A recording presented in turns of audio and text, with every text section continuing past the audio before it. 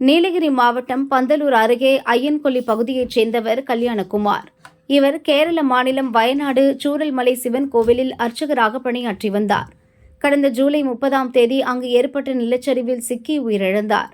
தொடர்ந்து கல்யாணகுமார் குடும்பத்திற்கு பல்வேறு தரப்பினரும் உதவி செய்து வருகின்றனர். அதில் பந்தலூர் அரசு மேல்நிலைப் பள்ளியில் கல்யாணகுமாருடன் படித்த சக நண்பர்கள் இணைந்து அவரது குடும்பத்திற்கு உதவ முடிவு செய்தனர்.